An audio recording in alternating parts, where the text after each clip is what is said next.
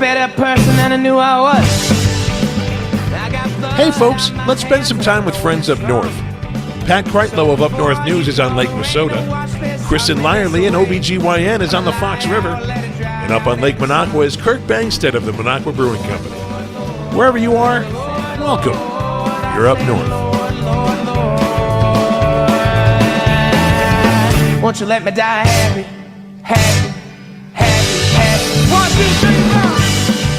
Hello and welcome to the Up North Podcast. I'm Kirk Bangstead from the Minocqua Brewing Company, and this is Kristin Lyerly up here, and holy cow, we got Pat Kreitlow. He's coming out of hibernation because this is such an important show. Pat, I knew it. You can't stay away from the microphone, my friend. In the words of Joan Jett, I hate myself for loving you. But did you see how our faces lit up when you appeared in your little Brady Bunch square? Yeah, we're pretty happy to have you here. You guys are wonderful, and I'm very sleepy. So let's just go ahead and get going and talk about the way that Tony Evers and I are up way past our bedtimes. Damn it! So, so just so everybody knows on the audience, so Pat was listening to this show. He's got to wake up at like 5 o'clock in the morning tomorrow. 4 o'clock in the morning, prepping for my show that starts at 6 a.m. Up North News Radio, but sharing my Tony Evers clips with you. I'm slaving over a hot keyboard over here, working my nimble fingers to edit these clips. I ship them off, figuring I'm all good. I can call it good. I did something. I did my good deed. And you're like, oh, why don't you come on anyway? You're already awake this long. Yeah, well, you're already awake, man. And it was funny because you were recording Evers' speech and taking the clips, and then Kristin was trying to chime in with some comments, and you were like, it was making everything go beep and boop and everything. I snapped at her. You did. I was saucy, and you snapped at me. It was quite a snap.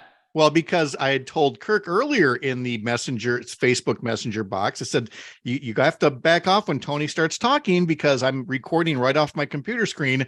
And 5 minutes later, la, la, la, Kristin comes in. Hi, boys. How are you? And I'm over here going, shh. Sorry. I didn't read the whole I was busy. I'm sorry. No, that's okay. I don't regret it, though, actually. No, of course you don't. No, I don't. Okay, keep on talking, guys. Jodi's texting me, and she's telling me that she needs the Zoom link. So, pardon me as I disappear here mentally. Okay. Yeah, I should tell you the one in your email was incorrect. The one in the Google Calendar invite for at this time period is the correct one. Mm-hmm. How's that for a little on air behind the curtain there, folks? So while he works on that, Kristin, how are you?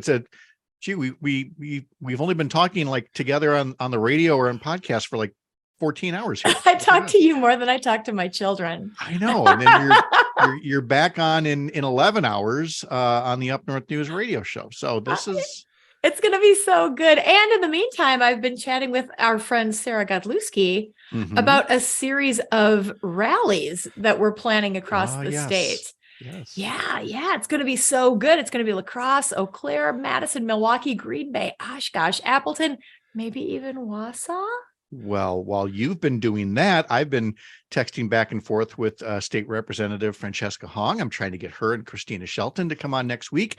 They put a great essay in the Cap Times today about the right wing's next thing to try to develop their new CRT, basically. And it's to go after anybody that wants investment in companies to be, good for the environment and not be evil to their workers and things. And they actually want to target people like that. And but that's how they work, Pat. I mean, they find some sort of not real issue that they dress up and turn into some sort of an issue. And then they put money behind it and they find a vulnerable legislator who has no idea what they're doing. They just know that it's something devious. The whole thing is a disaster. Wokeness. They're attacking wokeness on any level. Kirk, what's the rule here? We're just podcast only now. So we can say naughty word. Can we say naughty words or do you not want us to? Please, Kirk, can we? I think you are allowed to say naughty words unofficially, but we shouldn't say naughty words because we're good folk. Okay, well then I was just going to give the proper definition of woke for all the things that go back and forth.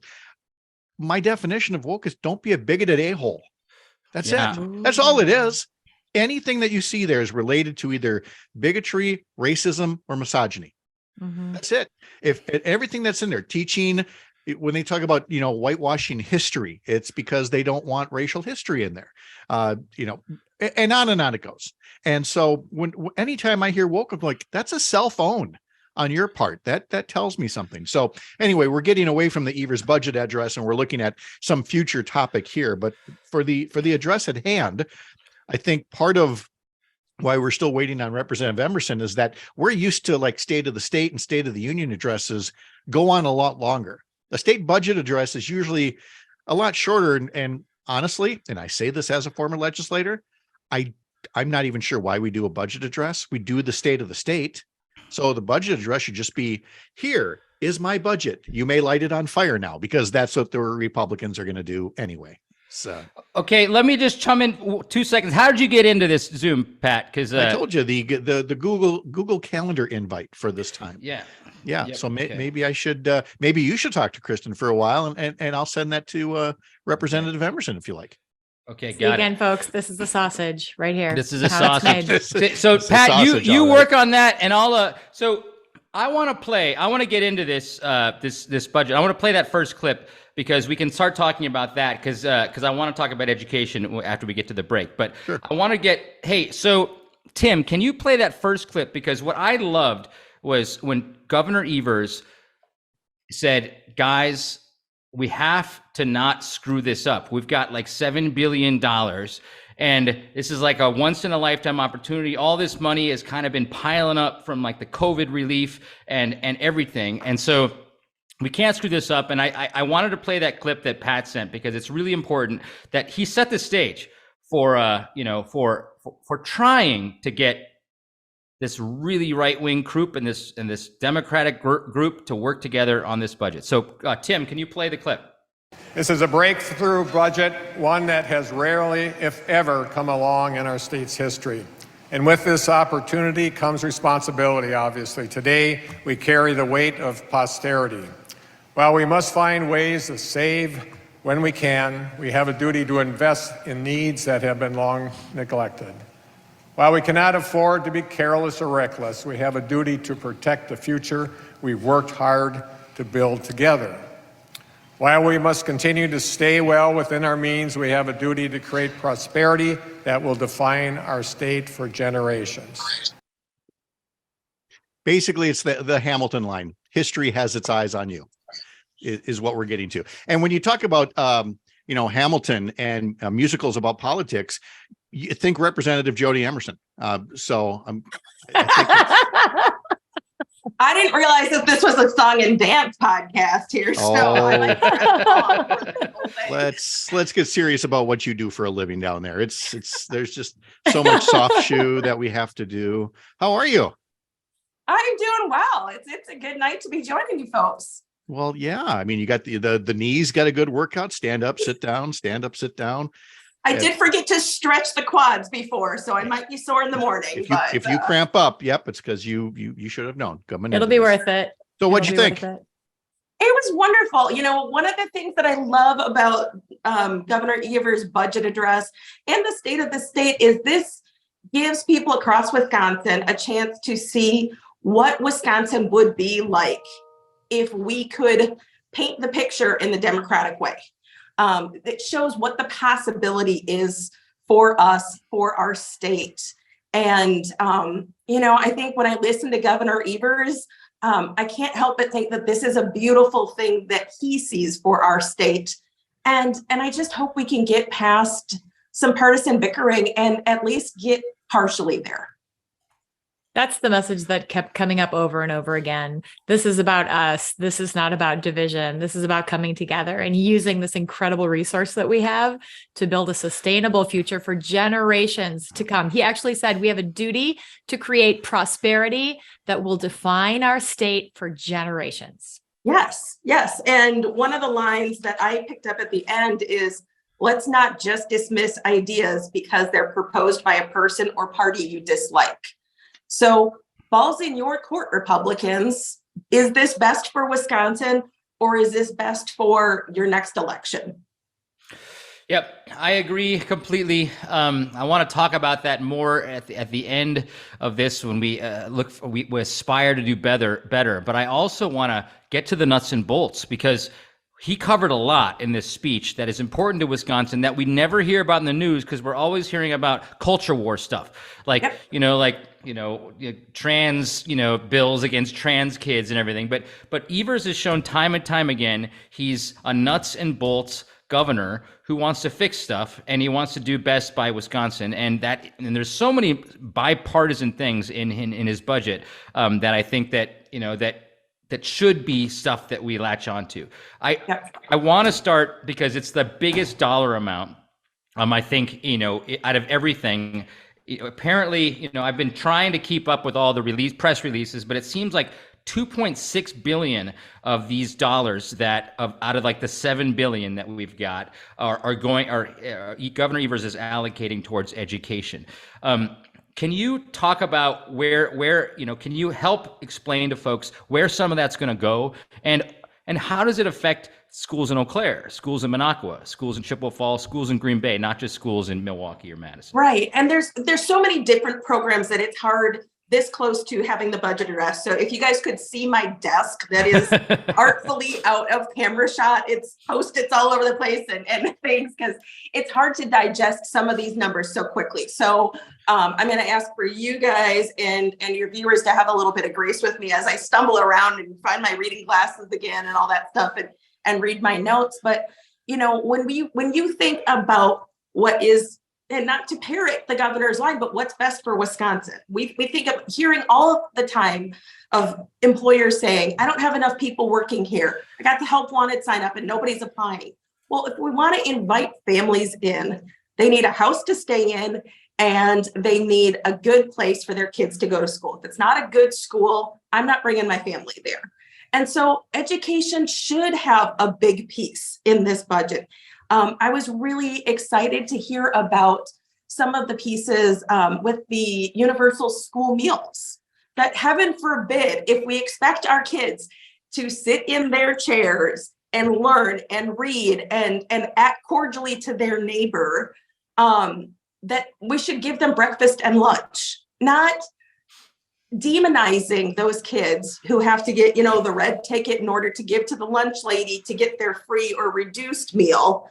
But just give all of our kids meals. Let's feed our kids. And if we're against feeding children, like seriously, we need to look at our priorities. So, that's a piece of it. It's about making sure that we've got money in the classrooms, not money for tax relief that doesn't make it into the classroom, which is what we saw some of in the last budget.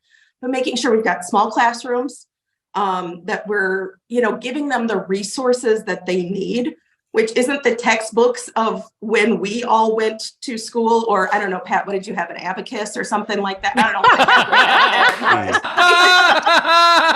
know. Wide rule. I was just going to say books, the fact that there are even books compared to the iPads and computers that they have now. But this ties in with something the governor said. We got books, but I don't know what you had back. Stone tablets, I'm not sure. But it ties into nowadays, it's online stuff. It's making sure the kids have hotspots at their house to watch the video that is the assignment that they're going to write about. It's not about reading page 246 in your textbook and answering the 3 questions. Education's different, and our education funding formulas and where we're putting our money needs to keep up with technology. Exactly. And that's what the governor was saying overall, is that the priority, it's not that it should be books or bricks or whatever the case is, but kids, and not just kids, but also the other form of big local services that come from local governments and school districts. And so it really would be, that's where it lends into cut 3 from the governor here, where the governor makes clear his 2 big priorities are about kids' education and local government that has been strangled for years. And so if we have cut 3 ready, let's hear how the governor put it.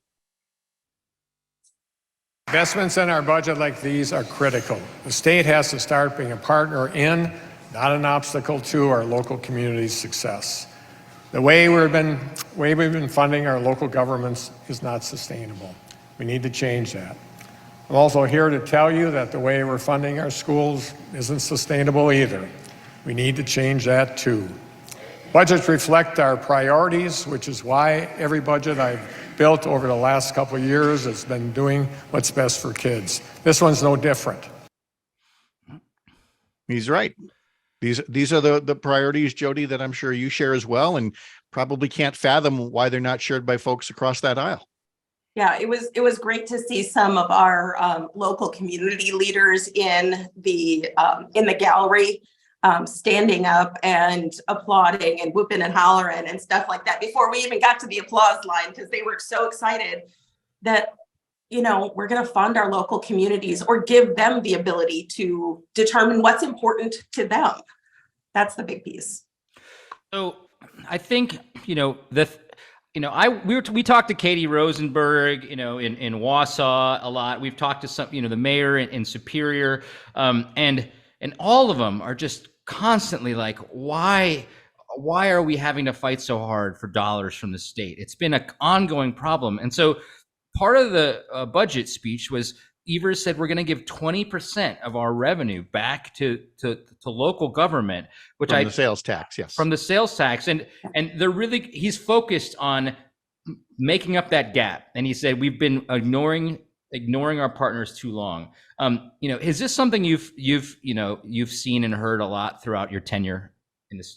Yeah, and it's interesting as we're getting more people in the legislature who have been in local government on both sides of the aisle, whether it's somebody who's on their village board or, is a mayor or something like that, how they see firsthand how hard it is to make ends meet at their local municipality. And they've been saying, we need to deal with shared revenue. We need to deal with shared revenue.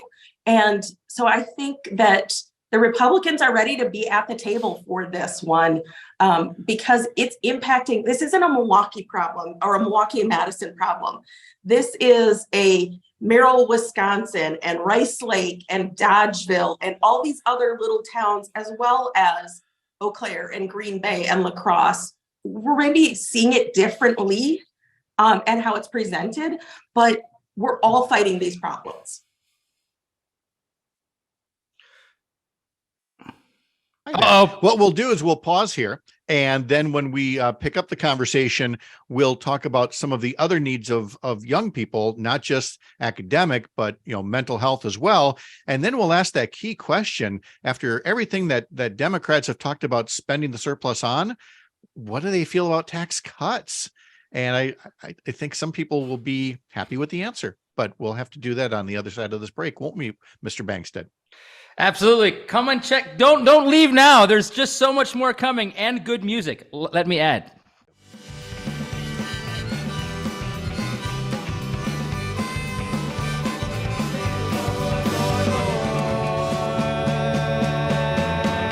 Won't you let me die? You can't be our poster. Daydream, think about me, a football team.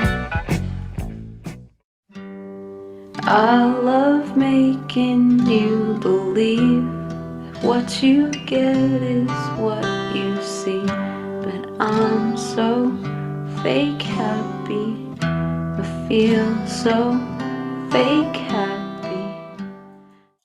Okay, guys. So something that I as anybody who watches this show often knows that it's not that hard to make me shed a tear, but and it's really hard for Evers to make anybody shed a tear because he's pretty kind of like he's kind of wooden, but I mean, that's what we like about him. He got himself a little choked up though. I don't know if you noticed, but when he was talking about that young man from Waukesha. Yeah.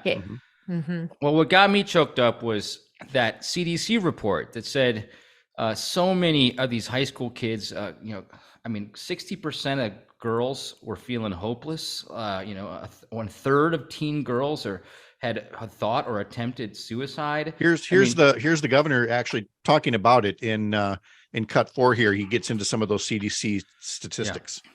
Nearly 1/3 of teen girls seriously considered attempting suicide.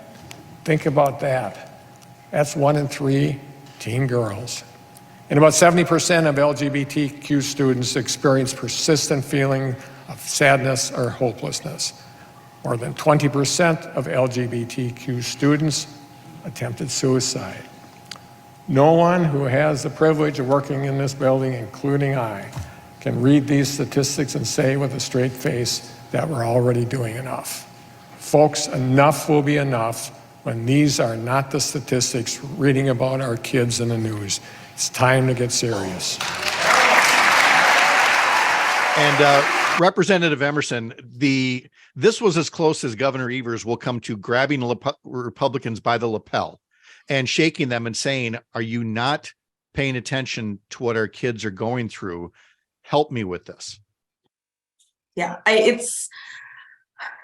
I'm trying to, I've got a lot of anger about this topic, to be honest, because I've got colleagues of mine who bang the pro-life drum every chance they get, which if they're not willing to put their money where their mouth is when it comes to kids and mental health, I don't want to hear a single one of them say anything about them being pro-life, because what they really are is just anti-abortion. They're not pro-life if they're not willing to do whatever we need to make sure that these kids reach adulthood and to be healthy and whole when it comes to being a young adult. So you're so right. And every time I hear mental health, that's the phrase we get from the other side every time there's a mass shooting. We need to invest in mental health. That's going to be the way that fixes this, as opposed to getting rid of AK 47s or something. So let's do it then. Let's do it. Right. Are they going to go arm in arm with Evers and invest the money into mental health and helping these high school kids get out of their depression? Are they going to do it? I hope so. Time's going to tell. And this is where they need to, put up or shut up, really, is what it comes down to. We need to invest, and not just in kids and in teens. I mean, we're seeing it in grade school too. We're seeing it, his statistics. I can't say anything more than those statistics do, but it's across the board. It is, everybody is feeling this stress, and we need to do what we can. This is supposed to be the year of mental health. So how can we help Wisconsin be mentally healthier? It's absolutely true, Jodi. And it's so profoundly upsetting to watch the Republicans sit there knowing that they're going to come back saying, this is all garbage. We want tax cuts, and tax cuts that are not sustainable. When you look at what Governor Evers had offered, 10% middle class tax cut, providing $1.2 billion in tax relief, not for the wealthy, but for working families who need it the most. This is where we need our tax cuts, not where the Republicans are likely going to pivot. Exactly. Tim, Kristin just led us into the tax bit. Let's play that clip from Governor Evers. I promised cutting taxes would be a part of our agenda to help working families afford rising costs, and it is. And I'm proposing we do it responsibly by targeting relief to working Wisconsinites who need help affording those rising costs. So I'm delivering on my promise for a 10% middle-class tax cut and providing $1.2 billion in tax relief for working families.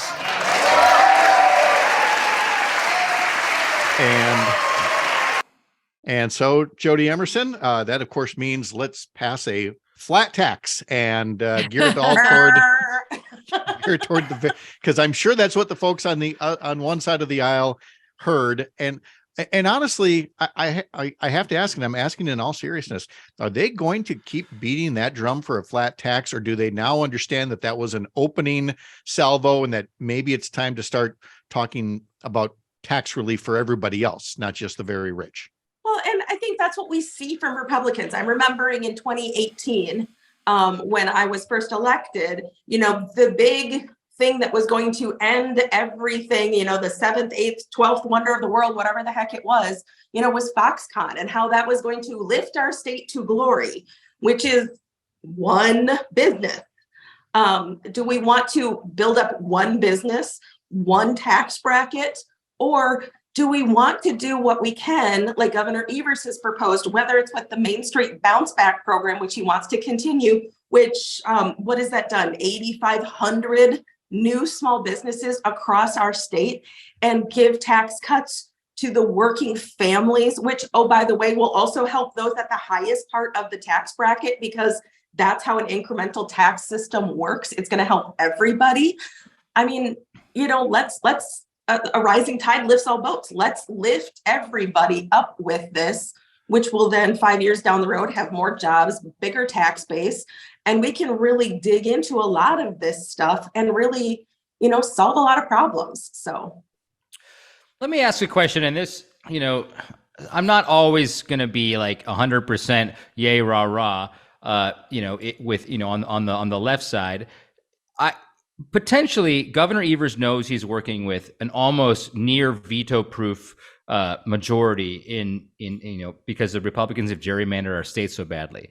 You know, he knows that they only talk about tax cuts. You know, that's all they talk about. They never want to give money to the funds, the programs that are needed in Wisconsin. Do you think that this was a salvo from Governor Evers? He's like, they can't say no to tax cuts, but at least I can say, make the tax cuts only for the middle class and those who are less fortunate, but not for the rich. You know, is that a tactic or a strategy so that he can get some of his budget passed, or do we need to lower? I mean, do we actually need to lower taxes on the middle class and the less fortunate? You know, I think with inflation right now being what it is, costs are rising. And if we can provide some relief to working families, people on fixed incomes, it's our responsibility to do that. And we do have a large surplus. However, I appreciated his view on, you know, paying down the debt on some transportation bonds, things like that. You know, I think about a budget's a moral document, but I think we also have to relate it back to our personal, you know, budgets. If any of us got $20,000 from great Aunt Matilda that we didn't know was coming in, you know, an inheritance, we'd probably plan a vacation. Well, that's our mental health piece right there. You know, we'd pay down the credit card debt. So that's our transportation. We'd fix the roof of the house that probably needs it in a couple of years, but doesn't necessarily need it right now. You know, that's some of the other things. And, you know, that's an important piece. Like, if we just gave it all back, when the interest rates go down and we're not getting as much interest, or when the prices calm down and we're not getting as high of a sales tax on lower prices at the store, we're not going to have as much tax income coming in. That's going to leave a hole down the road. So we have to do this responsibly. And I love how the governor phrased it, that we've got an opportunity to make some real substantial changes without digging us into a hole down the road. So I just wanted to follow up, because I always, you know, I've never been an elected official, and but I've always am like, budgets in politics, seemingly, if they're not spent, they never come back, or, you know, or something, or sometimes, you know, we don't seem to be able to allow ourselves to have a nest egg, you know, as like a state, like a rainy day fund. And we have $7 billion. You know, it's like, wouldn't it be great? That $7 billion is probably not going to come back, because hopefully, God willing, we don't have another COVID situation where we have to get federal help, you know, to the tune of billions of dollars to keep our economy going. You know, should we pay down our debt, and should we hold on to some of it for that rainy day when the federal government might not bail us out if we have another pandemic or something? Yeah, and the $7 billion that we've got is in addition to what we call the rainy day fund. So we actually have the nice little savings account sitting there for when the furnace goes out on the house, that we can fix that, you know. Yeah. Well, you are Captain Analogy tonight. Look at you. You know what? Are you looking for I know what your house is like. I understand where all this is coming from. My house. You know how much stuff I need to do. So I know Julian is moving buckets as we speak right now to catch some of the snow melt coming through that old thing. But so the rest do. It's the furnace we're worried about at this point. So good job out of you. But I don't think we can undersell. I mean, you talk about, you know, saving money, but the fact, and I know it's one of those weird little technical things people don't like to think about. But with the governor saying we're paying off $380 million in debt early, like he said, that's principal and interest that can now be used down the road for some of these things. That's called smart budgeting, as opposed and that to. was a good pun on the transportation fund too, to do it down the road. So wow, you are just sharp. You got this tonight. Hey, it's what you get when you get Rep Emerson on the.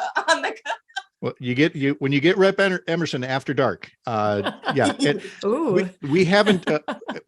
Actually, I was going to do infrastructure, but Kristin, why don't you? Let's talk a bit more about family leave. Well, there were a couple things that I really enjoyed hearing about, and I felt like they were just really innovative. He talked about housing programs, lots of information about housing programs, and then childcare, supporting a sustainable childcare environment. And then he threw it out there, paid family leave.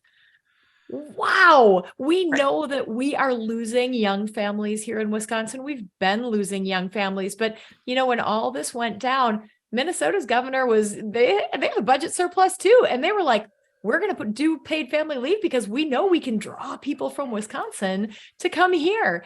So we're fighting back because we want to keep our talented people here in Wisconsin. So paid family leave. Tell us, Jodi, what does this mean to you? Well, I think it's one of those things that people need nowadays. We are not in the day and age of having a one income family, one income earner family. Both parents are working. Grandma and grandpa are probably still working, and they're not even living in that area. So even the emergency that I had with my kids who are now in their 20s, Mom, can you take the day off and watch the kids because this is happening and I can't miss work this day. Not everybody has that anymore, or has family close enough to help out. So, and if we've learned anything over the last couple of years is if we cannot get people to show up at work, if we don't have home taken care of, nothing else matters. Mm-hmm. And that's part of why we are seeing women in particular not returning to the workforce. We don't have enough childcare centers to put kids in. When you have, I think the statistic is somewhere around 60%. For every 100 kids that there is in the state that needs a childcare slot, we've got about 60 slots for them. Eau Claire's lucky, we've got about 80. What do you do? How do you go to work if you can't take care of your 3-year-old? So childcare, paid family leave, Minnesota just, codified Roe v. Wade. It's like the conservatives and the Republicans, can have, they can all believe what they believe in, but it's like they're blind to the states around us who are all doing these policies and actually making life better for their constituents. And obviously, it's not like Wisconsinites are that, when you're 20, you're not that proud of your state. You want to go where you can get a job and you can get paid family leave and you can take care of your kid and you can get a good education, that's the thing that I think is we're just missing that. They're missing that. It's like their idealism just doesn't understand the competitiveness that we have all around us. And did you see when Governor Evers mentioned the 1849 criminal abortion ban, just briefly? And did you see Speaker Voss in the background just shake his head real subtly? I did. No comment. It's probably we need to look at what you were talking about, Kirk, with, we're surrounded by Minnesota, Michigan, and Illinois all have the trifecta of Democratic control now. And we need to be responsive to being the purple state that we are and maybe meeting somewhere in the middle, or, Monaco is going to be the biggest state or city in the state pretty soon. So ooh, better get that brewery off the ground. That's right. But it's straight. Look, I've said before, I'll say again, somewhere things, there was a convergence or whatever happened. It's Democrats now that are the more business friendly party in the sense that they're the ones plugged into small businesses on main streets. That Main Street Bounce Back Grant program is the poster child for what we should be doing at this point, and giving, like we hear from the Main Street Alliance all the time, working on things like paid leave and expanding Badger Care so that more small business workers are covered. All of those things are going to attract and retain the Main Street businesses rather than the party of big business, which puts all of its eggs in Foxconn. And what a smelly mess that turned out to be. But let's go to infrastructure before we have to let you go, because the governor did talk about one thing in particular, $750 million in broadband grants. And again, that's just a big dollar figure. What does that mean? He got to the point. What this means is he'd like to see every home and every business have the availability to connect to high-speed internet by 2025. I mean, every home, every business in less than 2 years. That's bold. It's audacious, but given how much more he's put into broadband than, the previous administration, I have to say that the number surprised me, but it sounds doable. Yeah, and he's used some innovative programs, whether it's connecting to fiber, using some satellite programs to get into really remote areas. But broadband is the electricity of this generation. I mean, you are not going to get a house if it doesn't have plumbing and electricity. I mean, there's a few people who might, but we're not going to. Most of us again, on this back call, to the house you had when you first moved in. But back to the house that my husband grew up in. But but would you even think about getting a house right now that didn't have access to high-speed, reliable, affordable internet? Because you're not going to be able to work there. Your kids aren't going to be able to do the schoolwork that they need. You can't live, you can't watch the Packers or your Netflix program or whatever it is. This is the electricity of this generation. And not to mention the fact of what a boom this could be to our rural communities and rural development. I've got people in my district in Eau Claire who work in San Francisco in the tech sector and are bringing those wages to the Chippewa Valley. I have other people who are working in Austin, Texas, and bringing those wages to Eau Claire, Wisconsin, because what they can do with internet connections and working remotely. Again, I'm just going to pick on you all night, Kirk, but if you want to see Minocqua bloom and blossom, let's get some great people up there that can work in DC and live in Minocqua. Boulder Junction. We did that story in Up North News about how Boulder Junction made that investment. And now they're suddenly attracting these people who work out of state. They work out of Chicago, but they don't want to live in Chicago anymore. Instead of vacationing in Boulder Junction, they can live up there now, and they're plugged in. And that's exactly what Minocqua and every place else has to do. And you've got a governor now taking that seriously, Kristin. And it's not just broadband. It's so many other things, including building out our electric vehicle charging infrastructure. It's impossible to have an electric vehicle unless you live in a place like Madison or Milwaukee, or maybe Green Bay if you have a Tesla, but don't get a Nissan Leaf. Trust me on this one. We need a better infrastructure.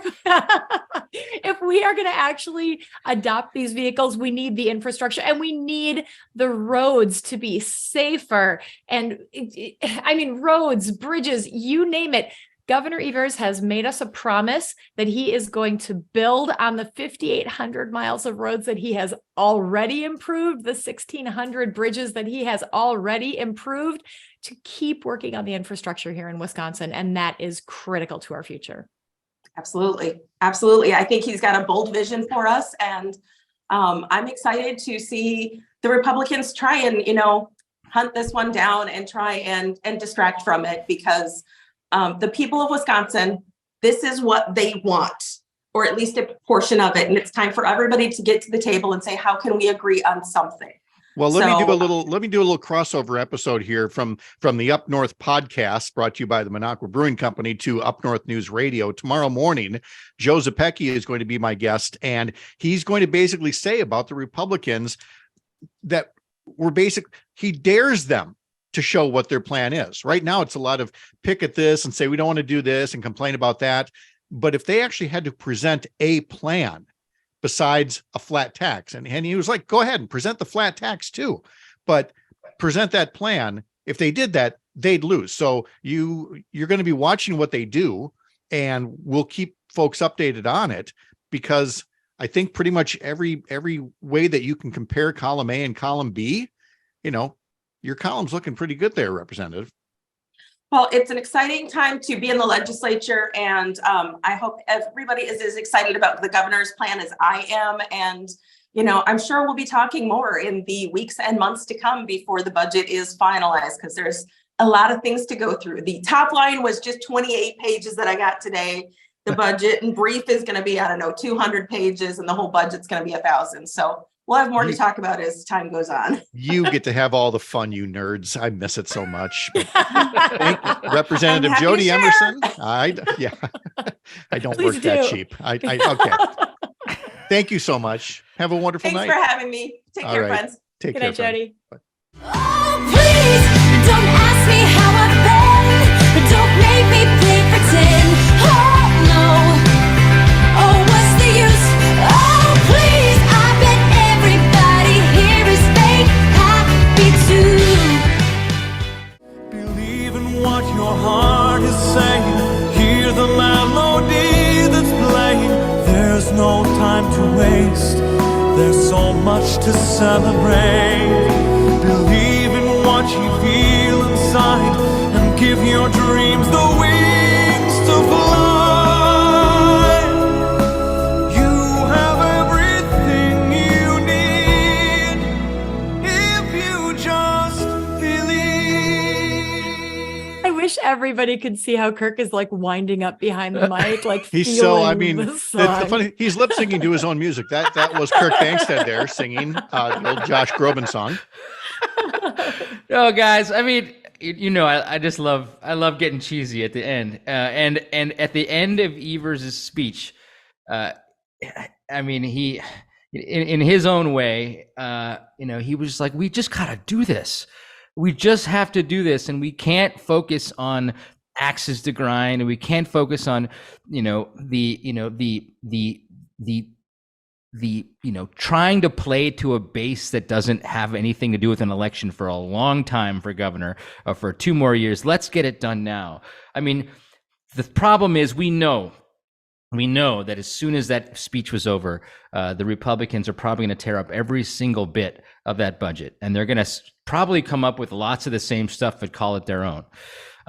But at the end of the day, Evers was right. Like, Wisconsinites don't want that.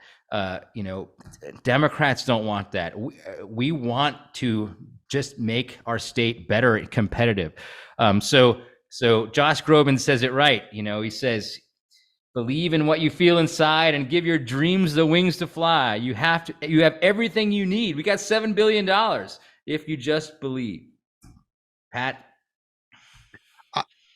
I think one of the things that was undersold in this is what Evers wants to do to, frankly, save democracy here, and expand eligibility, residency rules, make sure that our election infrastructure is in place, because we talk about that a lot. We haven't talked about it much tonight, but it is critical, and Governor Evers is pushing back on that. And we live in a time now that, well, it's unlike anything I ever thought that we'd live in. And it's good to fix the election infrastructure, Kristin, but it means nothing. The eligibility means nothing. The ballots mean nothing if there aren't people there to cast them. And that's why there is such a critical election coming up next Tuesday. It's very true. We need to get out on February 21st, just a few short days away. And actually, early voting is open now. So check your voting site. If you want to vote early, by all means, get out there. Janet Protasewicz, Everett Mitchell, those are your progressive candidates. Get out there, cast your vote. And then, of course, the general on April 4. If you have questions, if you need information, myvote.wi.gov. Your voice has never been more important in this state. And if you want to see interviews with Judge Mitchell and Judge Protasewicz, go to the Up North News Facebook page. Just search for Up North News WI and go to the videos section. And both of those videos were put up on Monday, so you won't have to scroll back too far. But you'll see roughly 12-minute interviews with both judicial candidates, because you can only vote for one on the ballot. But you should feel good about who you're voting for, and take a look at those interviews, Kirk. Okay, so that was our budget show. guys, I have to talk about next week. It's going to be amazing. We're going to have Jim Obergefell from the marriage equality case, Obergefell v. Hodges. That's a Supreme Court case that granted marriage equality and allowed the LGBTQ community to marry. He's going to be on talking about his history, and believe it or not, the partnership that we somehow were introduced to make wine together, choice wine, pro-choice wine. And so we're going to be doing that. I'm going to be in D.C. We're going to be in front of the Capitol talking about the Supreme Court case. So I think you guys are going to be both with me. I hope you guys are both with me. Wait, you're going out to D.C. to do the show? No. I'm going out to D.C. to sell my wine, but Okay. I couldn't. We actually have a permit to go in front of the Supreme Court building, but I can't sit down because the police are like too worried about us protesting. So I'm like, I don't think I can do the show with my cell phone in front of me. But that would the perfect backdrop would be the Supreme Court, because we're going to talk about Roe and we're going to talk about Obergefell v. Hodges. So we'll probably take a picture of it or something. But tune in, everybody. To next week's show is going to be one of the more special shows that we've done on this podcast. So without further ado, Pat, are you going to lead us out? Nope. I just said I'm looking forward to it. And thanks for letting me crash your party again. All right, So guys. happy. Thanks so much for joining us. Think up north. We'll see you next week at the cabin. Just believe.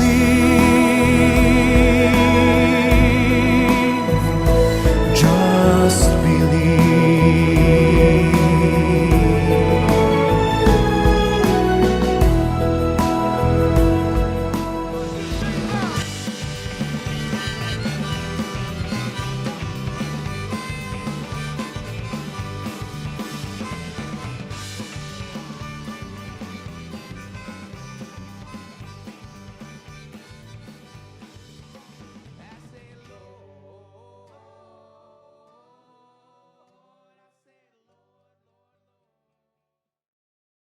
Hey folks, this is Kirk Bankstad from the Minocqua Brewing Company, and I wanted to talk about our awesome show that we're going to have Wednesday from 7 to 8 p.m. I'm going to be in Washington, D.C., and we're going to be talking to Jim Obergefell from the Supreme Court case Obergefell v. Hodges, which gave us all marriage equality in the United States.